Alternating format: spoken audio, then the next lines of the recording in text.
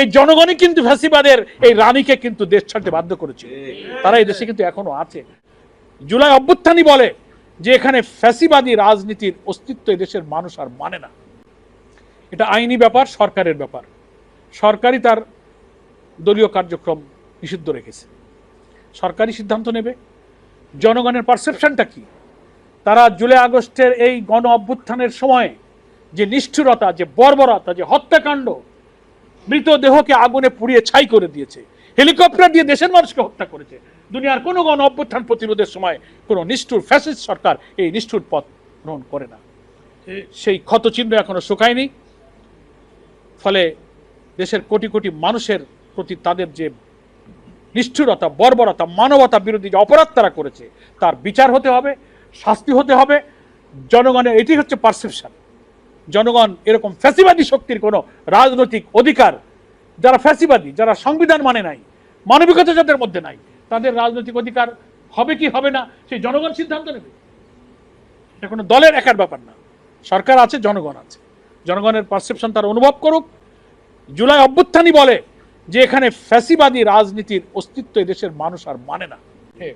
গণভোটের রায় দিয়ে এটাই প্রমাণ হয়েছে। ফলে তার বিচার হোক। আর দিল্লিতে উনি আশ্রয় পেয়েছেন, কারণ এই দেশের রাজনীতির যত গন্ডগোল পাকানো, জুলুম করানো, কে ক্ষমতায় যাবে আর যাবে না, অর্থনীতি, রাজনীতি, ব্যবসা বাণিজ্য, সংস্কৃতি, সবকিছু রিমোট কন্ট্রোল তো ওনারা করছেন।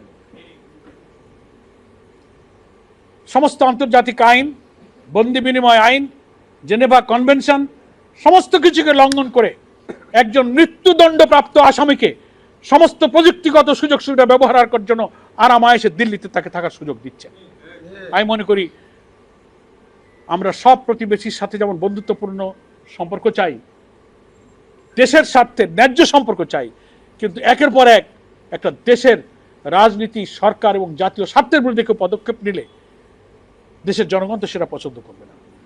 তো সেই জন্য সরকার আছে, ট্রাইব্যুনালে বিচার হচ্ছে, আইন আছে, সরকার আছে, তারাই সিদ্ধান্ত নেবে। জনগণের কাছেই আমরা এই সিদ্ধান্তের ভার ছেড়ে দিয়েছি।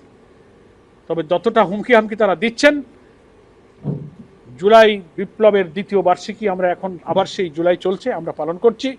আমরা টের পাচ্ছি এখনো জনগণ কিন্তু সেই প্রাণবন্ত, সেই লাল জুলাইয়ের চেতনা এখনো ধারণ করে।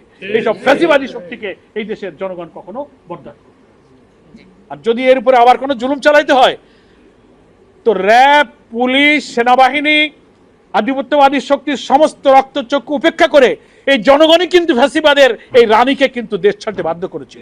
তারা এই দেশে কিন্তু এখনো আছে। কয়না গ্রামে অতটা গুড় আছেন না।